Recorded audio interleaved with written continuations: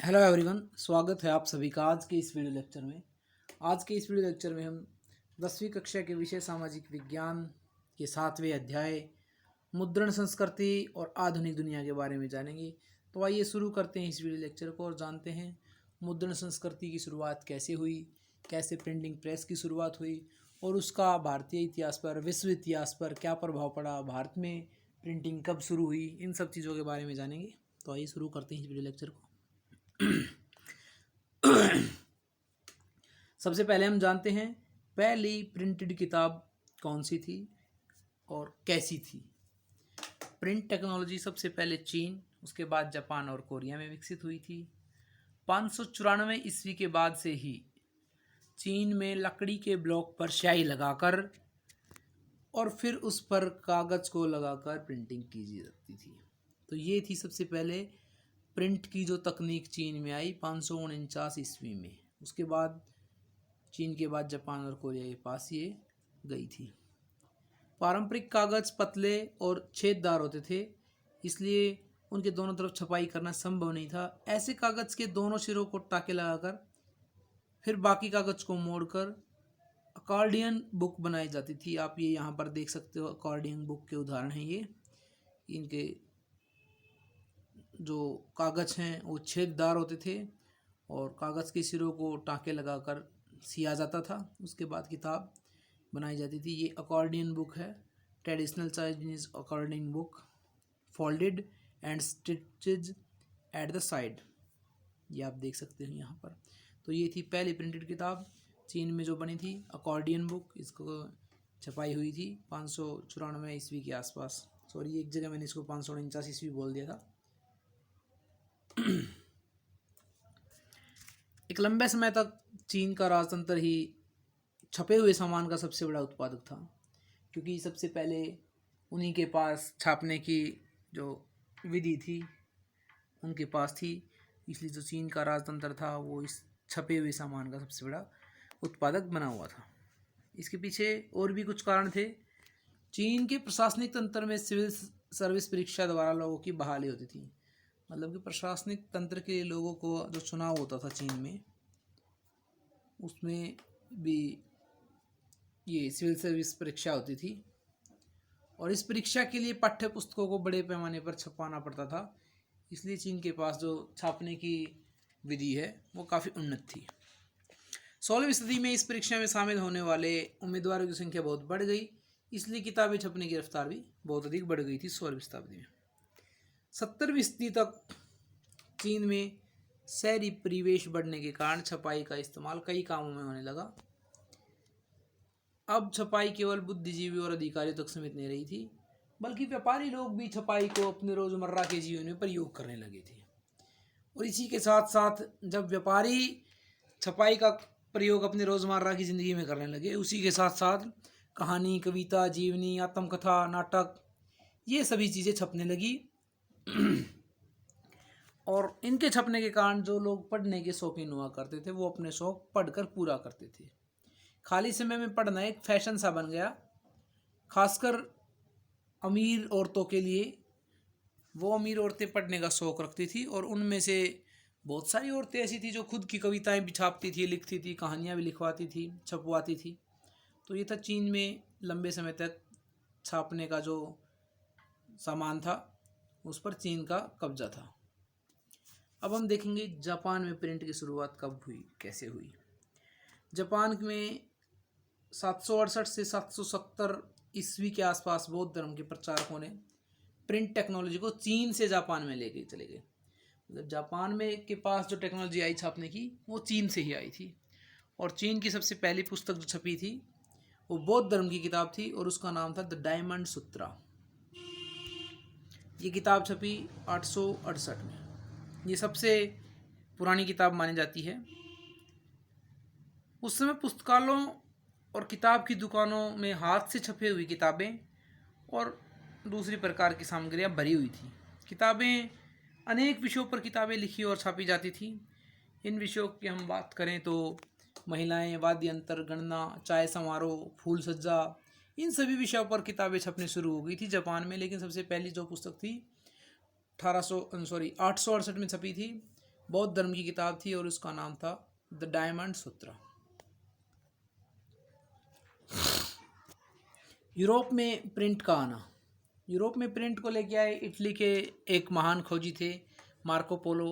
वो Marco Polo 1295 में चीन घूमकर वापस यूरोप में लौटे और उनके साथ ही ब्लॉक प्रिंटिंग की जानकारी अपने साथ ले आए। तो यूरोप में प्रिंटिंग की जानकारी चीन और जापान की अपेक्षा बहुत देरी से पहुंची। इटली के एक खोजी थे मार्को पोलो, वो चीन घूमकर वापस यूरोप गए, तब उनके साथ 1295 में ब्लॉक प्रिंटिंग की जानकारी वो लेके गई और उस ब्लॉक प्रिंटिंग से इटली में प्रिंटिंग की शुरुआत हुई। उसके बाद यूरोप के अन्य भागों में भी वह बात फैल गई। एक बार उनको पास प्रिंटिंग की तकनीक आ गई तो यूरोप के सभी भागों में जल्दी से फैल गई।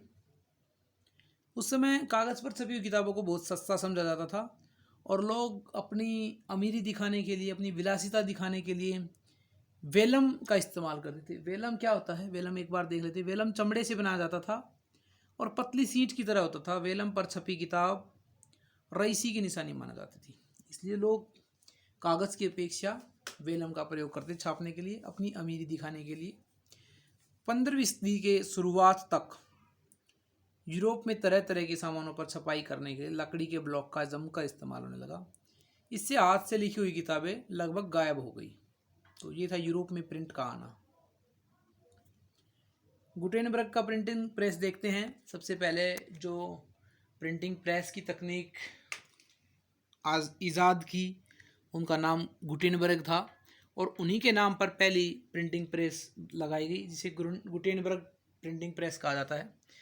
तो हम जानते हैं गुटेनबर्ग कौन था और उसने ये सब कैसे किया। गुटेनबर्ग एक व्यापारी का बेटा था और बचपन से ही बहुत बढ़िया कलाकार था। उसने जैतून और शराब की प्रेस देखी थी। उसने पत्थरों पर पॉलिश करने की कला भी सीख ली थी। उसे सोने के जेवर बनाने में महारत हासिल थी और वह लेड के सांचे भी बनाता था। मतलब वो कई तरह की कलाकारी जानता था। मल्टी टैलेंटेड पर्सन था ये गुटेनबर्ग। और अपनी सभी कलाकारियों का प्रयोग वह जेवरों को बनाने के लिए करता था और इन सभी चीज़ों के द्वारा गुटेनबर्ग के पास वो सब ज्ञान था, वो ज़रूरी ज्ञान था जिसका इस्तेमाल करके प्रिंटिंग टेक्नोलॉजी को और बेहतर बनाया जा सकता था। तो उसने जैतून के प्रेस को अपने प्रिंटिंग प्रेस का मॉडल बनाया और अपने सांचों का इस्तेमाल करके छापने के लिए अक्षर बनाए। 1448 ईस्वी तक गुटेनबर्ग ने अपनी प्रिंटिंग प्रेस को दुरुस्त बना दिया था और उसने अपनी प्रेस में सबसे पहले बाइबल को छापना शुरू किया। शुरू में छपने वाली किताबें डिज़ाइन के मामले में पांडुलिपि जैसी ही दिखती थी, मतलब जो कि हाथ से लिखी हुई किताबें होती थी उन जैसी ही लगती थी। लेकिन उसके बाद 1450 से 1550 के बीच 100 सालों में यूरोप के हिस्सों में बहुत सारे प्रेस लगाए गए, अनेक हिस्सों में प्रेस लगाए गए और प्रिंट उद्योग काफ़ी बढ़ गया था। 15वीं सदी के उत्तरार्ध में, मतलब कि अंत के लगभग, यूरोप के बाज़ार में लगभग 2 करोड़ किताबें छपी गई और 17वीं सदी में यह संख्या बढ़कर 20 करोड़ हो गई। तो गुटेनबर्ग की प्रिंटिंग प्रेस के बाद प्रिंट का जो काम है ज़ोर शोर से चला और छपी हुई किताबों की संख्या दिन दुगनी और रात चौगुनी बढ़ने लगी। तो ये था गुटेनबर्ग की प्रिंटिंग प्रेस। उसने अपनी सभी कलाओं का प्रयोग करते हुए प्रिंटिंग मशीन का निर्माण किया, प्रिंटिंग प्रेस लगाई और सबसे पहले बाइबल को छापा और उसके बाद से यूरोप में अनेक जगह पर बहुत सारी प्रेस लगाई गई और छपी हुई किताबों का दौर बढ़ता चला गया। अब हम देखेंगे प्रिंट क्रांति और उसके प्रभाव। प्रिंट क्रांति के कारण जो प्रभाव पड़े, उनमें सबसे पहला प्रभाव है पाठकों का एक नया वर्ग उभर कर सामने आया। प्रिंट के कारण किताबें सस्ती हो गई। अब आसानी से किसी भी किताब की बहुत सारी कापियाँ बनाई जा सकती थी। इससे पाठकों की संख्या बढ़ी और बढ़ती संख्या को संतुष्ट करने में भी मदद मिली प्रिंटिंग प्रेस की सहायता से, प्रिंट क्रांति की सहायता से। प्रिंटिंग की सहायता से किताबें सस्ती हो गई तो वो किताबें सामान्य लोगों की पहुंच में आ गई और इससे पढ़ने की एक नई संस्कृति का विकास हुआ। 12वीं सदी के यूरोप में साक्षरता का दर काफ़ी नीचे था और जो किताब छापने वाले लोग प्रकाशक थे वो इस बात को ध्यान में रखते हुए किताबें छापते थे कि ज़्यादातर लोगों तक इसको पहुंचाया जा सके। इसलिए प्रिंटिंग में लोकप्रिय गीत, लोक कथाएं, अन्य कहानियों को इसलिए छापा जाता था ताकि अनपढ़ लोग भी उन्हें सुनकर समझ लें। वो पढ़े लिखे हुए नहीं थे, लेकिन पढ़े लिखे लोगों से वो उनको सुन सकते थे और सुनकर ही समझकर वो आनंद ले सकते थे। इसलिए ऐसी किताबों को, लोकप्रिय गीत और लोक कथाओं को छापना शुरू किया गया। हम पढ़ रहे हैं प्रिंट क्रांति और उसके प्रभाव। सबसे पहले हमने पढ़ा पाठकों का एक नया वर्ग। उसके बाद हम बात करेंगे धार्मिक विवाद और प्रिंट का डर।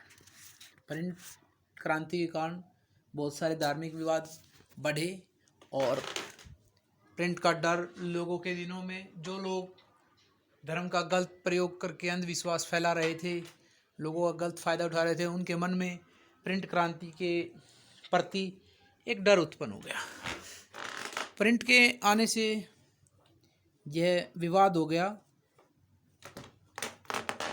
कुछ पुरातन पंथी लोगों को लगता था कि प्रिंट के कारण पुरानी जो व्यवस्था थी वो समाप्त हो जाएगी। खासकर ईसाई धर्म की प्रोटेस्टेंट क्रांति भी प्रिंट संस्कृति के कारण ही संभव हो पाई थी। धार्मिक मान्यताओं पर सवाल उठाने शुरू कर दिए गए और नए विचारों के कारण रोम में जो चर्च की शक्ति थी वो परेशानी में आ गई। 1558 के बाद तो चर्च ने किताबों पर प्रतिबंध लगाना शुरू कर दिया। ऐसी किताबें जो लोगों को चर्च के खिलाफ भड़काती थी, उनकी सच्चाई बताती थी, उन किताबों की एक प्रतिबंधित किताबों की लिस्ट जारी कर दी गई रोम में 1558 में। तो ये था धार्मिक विवाद और प्रिंट का डर।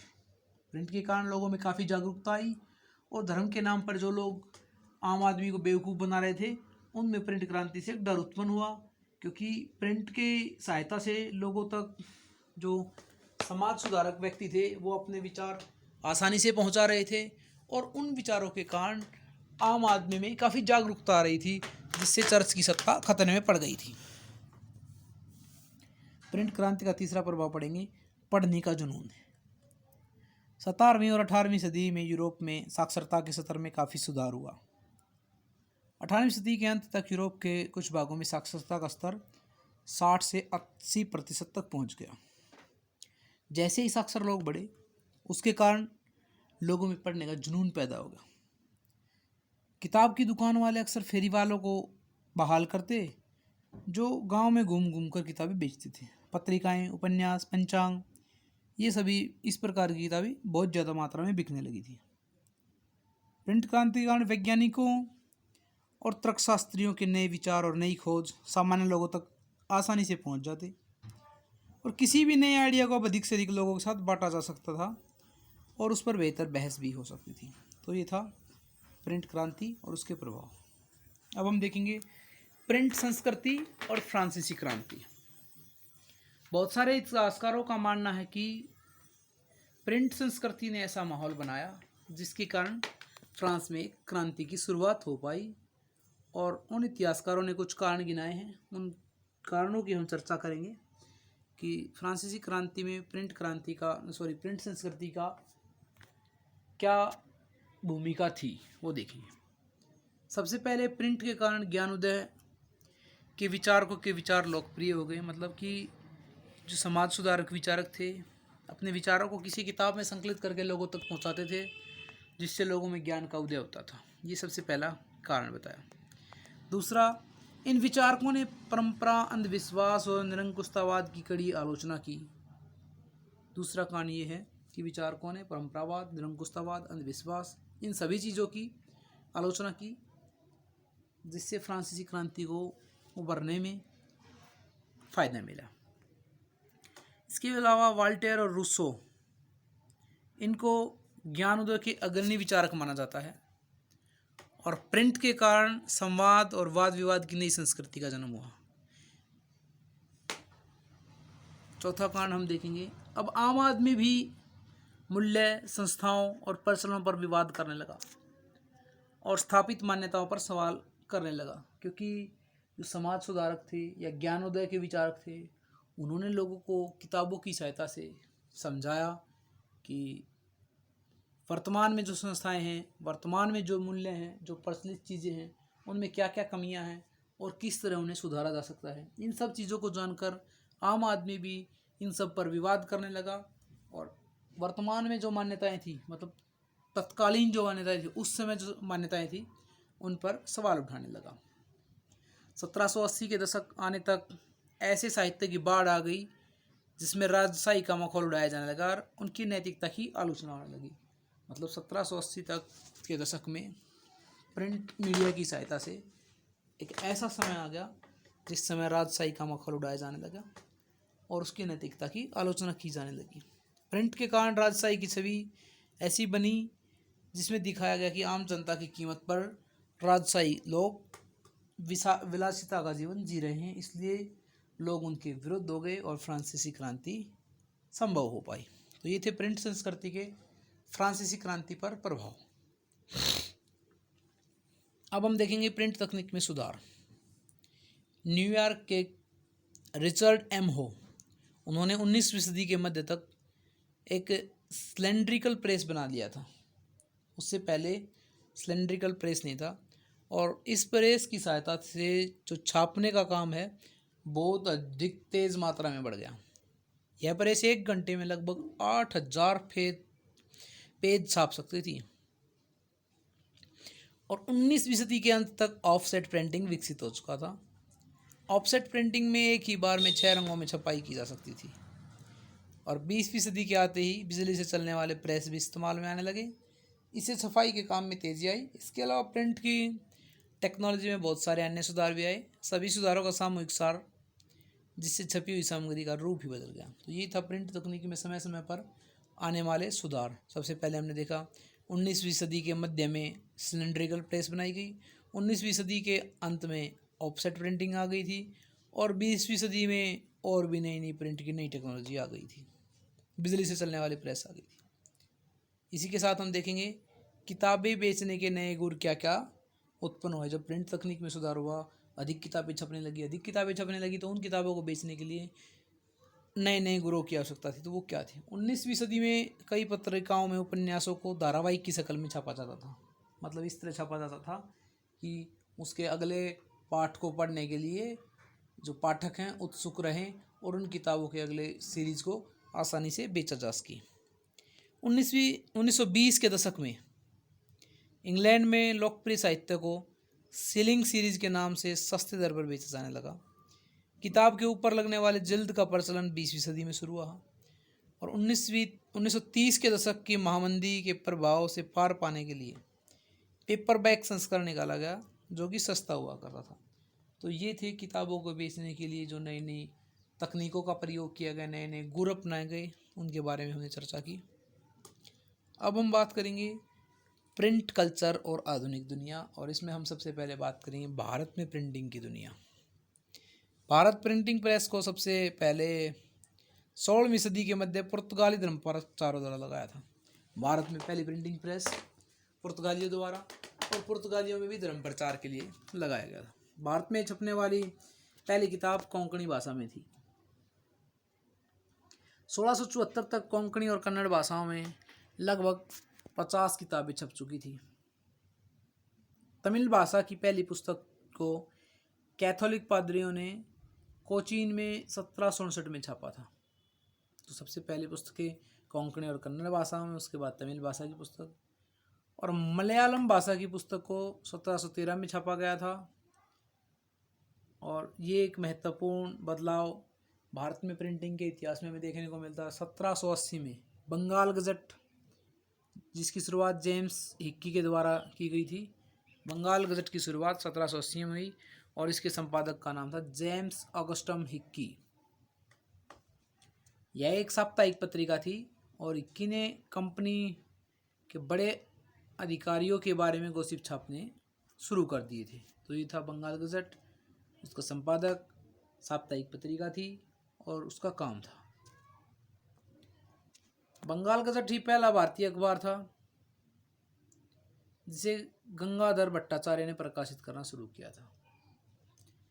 प्रिंट संस्कृति ने भारत में धार्मिक, सामाजिक, राजनीतिक मुद्दों पर बहस करने की मदद की।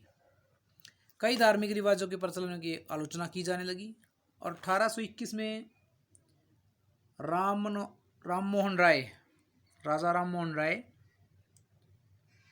उसने संवाद कौमुदी प्रकाशित करना शुरू किया, जिससे हिंदू धर्म के रूढ़िवादी विचारों की आलोचना की जाती थी। उसकी आलोचना को काटने के लिए हिंदू रूढ़िवादियों ने भी अपना समाचार पत्र निकाला, जिसका नाम था चंद्रिका। ये एक पत्रिका थी। तो राजा राम मोहन राय ने संवाद कौमुदी को प्रकाशित किया। उसका उद्देश्य था हिंदू धर्म के रूढ़िवादी विचारों की आलोचना करना, और उस आलोचना की काट करने के लिए रूढ़िवादी हिंदियों ने जो समाचार पत्र निकाला वो था चंद्रिका, समाचार चंद्रिका। ये एक पत्रिका थी। 1822 में फारसी में 2 अखबार शुरू हुए, जिनके नाम थे जामे जहानामा और शमसुल अखबार। उसी साल गुजराती अखबार भी शुरू हुआ, उसका नाम था मुंबई समाचार। तो ये था भारत में प्रिंटिंग का इतिहास और प्रिंटिंग की दुनिया। उत्तरी भारत के उलेमाओं ने सस्ते लिथोग्राफी प्रेस का इस्तेमाल करके धर्म ग्रंथों के उर्दू और फारसी अनुवाद छापने शुरू कर दिया। अपने धर्म के प्रचार करने के लिए उन्हें सस्ती तकनीक को अपनाया और धर्म ग्रंथों को छापना शुरू कर दिया।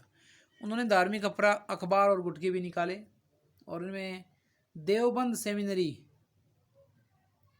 की स्थापना 1867 में हुई। इस सेमिनरी ने एक मुसलमान के जीवन में सही आचार विचार को लेकर हजार फतवे छापने शुरू कर दिए, देवबंद सेमिनरी। इसी से संबंधित एक और है, 1810 में कोलकाता में तुलसीदास द्वारा लिखित रामचरितमानस को छापा गया। तो ये मुसलमानों के लिए फतवे 1867 में सेमिनरी ने, देवबंद सेमिनरी ने, और 1810 में तुलसीदास की रामचरितमानस को छापा गया। 1880 के दशक से लखनऊ के नवल किशोर प्रेस और मुंबई के श्री वेंकटेश्वर प्रेस ने आम बोलचाल की भाषा में धार्मिक ग्रंथों को छापना शुरू कर दिया। इस तरह से प्रिंट के कारण धार्मिक ग्रंथ आम लोगों की पहुंच में आ गए। इससे एक नई राजनीतिक बहस की रूपरेखा निर्धारित होने लगी। प्रिंट के कारण भारत के एक हिस्से का समाचार दूसरे हिस्से में आसानी से और तेज गति से पहुंचने लगा, और इससे भारत के सभी लोग एक दूसरे के और अधिक करीब आते चले गए। हम देखेंगे प्रकाशन के नए रूप। शुरू में लोगों को यूरोप के लेखकों के उपन्यास ही पढ़ने को मिलते थे, और वे उपन्यास यूरोप के परिवेश के बारे में, पर्यावरण के बारे में लिखे होते थे, उनकी संस्कृति के बारे में लिखे होते थे। इसलिए लोग उन उपन्यासों से अपना तारतम्य नहीं बिठा पाते थे, मतलब अपने जीवन के साथ उनको जोड़ नहीं पाते थे, क्योंकि वो जो यूरोप के लेखकों के द्वारा लिखे हुए उपन्यास थे वो यूरोप की संस्कृति पर आधारित होते थे। इसलिए भारतीय लोग उनके साथ अपने जीवन का तारतम्य नहीं बैठा पाते थे, जोड़ नहीं पाते थे अपने आप को। बाद में भारतीय परिवेश पर लिखने वाले लेखक भी आ गए, और ऐसे उपन्यासों के चरित्र और भाव से पाठक बेहतर ढंग से अपने आप को जोड़ सकते थे, क्योंकि जब भारतीय लेखकों ने भारतीय परिवेश के बारे में उपन्यास लिखने शुरू किए तो भारतीय लोग उनके साथ अपने आप को आसानी से जोड़ पाते थे। लेखक की नई नई विधाएं सामने आने लगी। गीत, लघु कहानियाँ, राजनीतिक और सामाजिक मुद्दों पर निबंध, ये लेखक के प्रकाशन के नए रूप थे। 19वीं सदी के अंत तक एक नई तरह की दृश्य संस्कृति भी रूप ले रही थी। कई प्रिंटिंग प्रेस चित्रों की नकलें भी भारी संख्या में छापने लगी थी, और इसी कड़ी में एक नाम है, राजा रवि वर्मा जैसे पत्रकारों की कलाकृतियों को अब जन समुदाय के लिए प्रिंट किया जाने लगा। ये महत्वपूर्ण है। राजा रवि वर्मा कौन थे वो? ये शायद यहाँ पर पत्रकार गलत लिखा हुआ, वो एक चित्रकार थे शायद, और उनके चित्रों की कलाकृतियों को कई प्रिंटिंग प्रेसों ने छापना शुरू कर दिया था। इसको पत्रकार के लिए चित्रकार है ये राजा रवि वर्मा। कई बार परीक्षा में पूछा जाता है इनके बारे में। 1870 आते आते पत्रिकाओं और अखबारों में कार्टून भी छपने लगे। ऐसे कार्टून तत्कालीन सामाजिक राजनीतिक मुद्दों पर कटाक्ष करते थे। प्रिंट और महिलाएं। प्रिंट का महिलाओं के जीवन पर क्या प्रभाव पड़ा, किस तरह से उसको प्रभावित किया प्रिंटिंग ने, महिलाओं के जीवन और संवेदनाओं पर कई लेखकों ने लिखना शुरू कर दिया, महिलाओं के जीवन के बारे में लिखना शुरू कर दिया, और इसी कारण मध्यम वर्ग की महिलाओं में पढ़ने की प्रवृत्ति तेजी से बढ़ी। कई ऐसे पिता या पति आगे आए जो स्त्री शिक्षा पर जोर देते थे। कुछ महिलाओं ने घर पर रहकर ही शिक्षा प्राप्त की, जबकि कुछ अन्य महिलाओं ने स्कूल जाना शुरू कर दिया। तो ये प्रिंटिंग प्रेस के कारण महिलाओं के जीवन में एक सकारात्मक परिवर्तन हमें देखने को मिलता है कि मध्यम वर्ग की महिलाओं में पढ़ने की प्रवृत्ति तेज हुई, और बहुत सारे पिता और पति ऐसे सामने आए जो स्त्री शिक्षा के पक्ष में थे। लेकिन कुछ रूढ़िवादी हिंदू, पुरातनपंथी हिंदू और मुसलमान अभी भी स्त्री शिक्षा के खिलाफ थे, और उनका मानना था कि शिक्षा से लड़कियों के दिमाग पर बुरा प्रभाव पड़ेगा। वो चाहते थे कि उनकी बेटियां धार्मिक ग्रंथ पढ़ें, लेकिन उसके अलावा और कुछ भी ना पढ़ें। उर्दू, तमिल, बंगाली, मराठी में प्रिंट संस्कृति का विकास पहले ही हो चुका था, लेकिन हिंदी में ठीक तरीके से प्रिंटिंग की शुरुआत 1870 के दशक में हो पाई थी। अब हम देखेंगे प्रिंट और गरीब लोग। जिस तरह हमने देखा कि प्रिंट का महिलाओं के जीवन पर क्या प्रभाव पड़ा, उसी तरह हम देखेंगे प्रिंट का गरीब लोगों के जीवन पर क्या प्रभाव पड़ा। मद्रास जैसे शहरों में 19वीं सदी में सस्ती और छोटी किताबें आ चुकी थी। इन किताबों को चौराहों पर बेचा जाता था और गरीब लोग इन्हें खरीद सकते थे। 20वीं सदी की शुरुआत में सार्वजनिक पुस्तकालयों की स्थापना शुरू हो गई, जिसके कारण लोगों तक किताबों की पहुंच बढ़ने लगी, और कुछ अमीर लोग क्षेत्र में अपनी प्रतिष्ठा बढ़ाने के लिए पुस्तकालय बनाने लगे, और इसका फ़ायदा ये हुआ कि गरीब आदमी के पास किताबें और शिक्षा और ज्ञान आसानी से पहुंचने लगा। तो ये था प्रिंट क्रांति और गरीब लोग पर उसका प्रभाव। अब हम देखेंगे मुद्रण क्रांति और उसका असर। छापे खाने के आने से एक नया पाठक वर्ग पैदा हुआ, किताबों की कीमत गिरी और पाठक वर्ग बेहतर होता चला गया। पढ़ने की एक नई संस्कृति विकसित हुई, पढ़कर सुनाए जाते थे ज्ञान के मौखिक लेन देन। छपाई क्रांति से पहले किताबें महंगी और छापना भी असंभव होता था, तो प्रिंट के बाद ये सब सस्ता हो गया।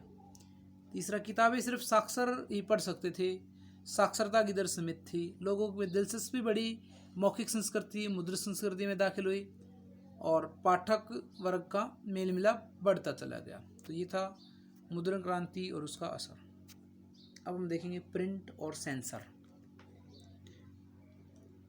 1798 से पहले तक उपनिवेशी शासक सेंसर को अधिक गंभीर नहीं लेते थे।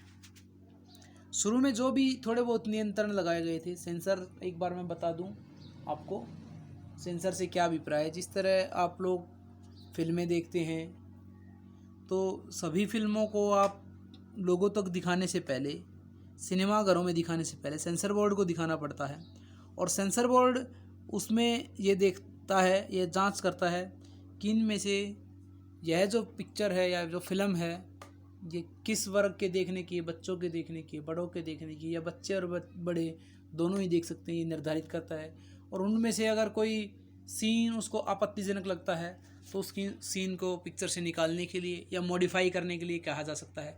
तो इसी तरह प्रिंट के लिए भी सेंसर बोर्ड होता है, तो जो प्रत्येक छपी हुई किताब, पत्रिका, समाचार पत्र उनकी जांच करता है और उसको ये इजाज़त देता है कि इसको आप आसानी से छाप सकते हो या नहीं छाप सकते हो। तो शुरू में तो उपनिवेशी शासक जो कि अंग्रेज़ थे भारत में, उन्होंने कोई ख़ास ध्यान नहीं दिया था, थोड़ा बहुत नियंत्रण लगाया था प्रिंट पर, भारतीय प्रिंट पर, क्योंकि वे चाहते थे कि भारत में रहने वाले ऐसे अंग्रेज़ों पर लगाए जाते थे जो कंपनी के कुशासन की आलोचना करते थे। मतलब कि शुरू में जो अंग्रेज़ों ने प्रिंट पर प्रतिबंध लगाए थे वो अंग्रेज़ों पर ही लगाए थे, और उन अंग्रेज़ों पर लगाए थे जो कंपनी के विरुद्ध कुछ छापते थे। लेकिन 1857 के विद्रोह के बाद प्रेस की स्वतंत्रता के लिए अंग्रेज़ों का रवैया बिल्कुल ही बदल गया, और 1878 में वर्नाकुलर प्रेस एक्ट को पारित किया गया। यह बहुत ही पक्षपाती प्रेस एक्ट था। वर्नाकुलर प्रेस एक्ट सिर्फ और सिर्फ देसी भाषाओं में छपने वाले समाचार पत्रों पर लागू होता था, या देसी भाषा में छपने वाले किसी भी प्रिंटिंग वाले मैटर पर लागू होता था। इसके अनुसार इस कानून के ने सरकार को वर्नाकुलर प्रेस में समाचार और संपादकीय पर सेंसर लगाने की अकूत शक्ति प्रदान कर दी। राजद्रोही रिपोर्ट छपने पर अखबार को चेतावनी दी जाती और उस चेतावनी का कोई प्रभाव नहीं पड़ता तो ऐसी संभावना होती थी कि प्रेस को बंद कर दिया जाए, प्रिंटिंग मशीन को जब्त कर लिया जाए। तो वर्नाकुलर प्रेस एक्ट के द्वारा भारत के विचारकों के विचारों को दबाने का प्रयत्न किया गया। भारत के जो स्वतंत्रता सेनानी थे वो अपने विचार आम आदमी तक पहुंचाने के लिए प्रिंट मीडिया का सहायता दे रहे थे, लेकिन वर्नाकुलर प्रेस एक्ट के द्वारा उसको नियंत्रित करने का प्रयास किया गया। तो ये था प्रिंट और सेंसर, जो कि 1878 का वर्नाकुलर प्रेस एक्ट बहुत ही महत्वपूर्ण है। ये धार्मिक विवाद और प्रिंट का डर। छापे खाने से विचारों का प्रसार हुआ। लोगों का अलग अलग ढंग से सोचना, नए तरीकों ने लोगों की ज़िंदगी बदल दी। सूचना और ज्ञान से, संस्था और सत्ता से उनका रिश्ता ही बदल गया। मतलब कि प्रिंट के कारण धर्म के विषय में लोगों का सोचना, समझना, ज्ञान, सूचना सब कुछ बदलता चला गया। लोगों की छपी किताब की व्यापक प्रसार और छपे शब्दों की सुगमता को लेकर आशंका, भय, लोगों में बागी और अधार्मिक विचार पनपने लगे। इस प्रिंट मीडिया के कारण लोगों को ज्ञान होने लगा, भय से मुक्ति मिली और लोग बागी बनने लगे, और जो धर्म का गलत फ़ायदा उठा रहे थे उन लोगों में एक डर पनपने लगा। मूल्यवान साहित्य की सत्ता ही नष्ट हो जाएगी। धर्मगुरुओं और सम्राट, लेखकों, कलाकारों की को चिंता धर्म के क्षेत्र में मार्टिन लूथर का योगदान। मार्टिन लूथर किंग हुए हैं, इन्होंने प्रिंटिंग के क्षेत्र में काफ़ी योगदान दिया और वो किताबों को छपना बहुत ही अनिवार्य समझते थे और इसके लिए उन्होंने अनेक प्रयास किए। इसके विपरीत बहुत सारे धर्मगुरु और सम्राट थे, वो लेखकों और कलाकारों को चिंता का विषय मानते थे, क्योंकि उनका मानना था कि इनके विचारों से जनता उनके विरुद्ध भड़क जाएगी और उनकी जो सत्ता है वो समाप्त हो जाएगी। तो ये था धार्मिक विवाद और प्रिंट का डर। अब हम बात करेंगे मुद्रण संस्कृति और फ्रांसीसी क्रांति। इसकी हमने बात की थी कि बहुत सारे इतिहासकार मानते हैं कि प्रिंट क्रांति के कारण फ्रांसीसी क्रांति हुई। उसके विचार क्या क्या कारण थे वो हमने चर्चा की थी। ये दोबारा से वही सबको बताया गया है।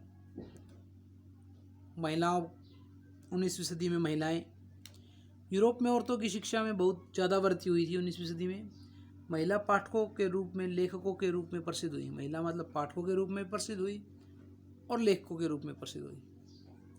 पैनी पत्रिकाएं औरतों के लिए छपती थी। यहाँ पर ये पैनी पत्रिकाओं के उदाहरण आप देख सकते हो। औरतों को शिक्षा देती थी, जैसे उचित व्यवहार और घर में रख रखाव का कार्य इन पैनी पत्रिकाओं के द्वारा स्त्रियों तक पहुँचाया जाता था। बड़ी संख्या में उपन्यास लिखे जाने लगे, तो गरीब महिलाएं, मध्यवर्गीय महिलाएं अच्छी उपन्यास लेखिकाएं बनी और इनमें मुख्य रूप पर हम नाम ले सकते हैं जेन ऑस्टिन, ब्रांड बहन, जॉर्ज एलियट। इन सभी ने नारी की नई परिभाषा दी और नारी के विषय में अनेक अपने विचार लिखे, जिससे नारी की अवस्था में सुधार आने संभव हो सके।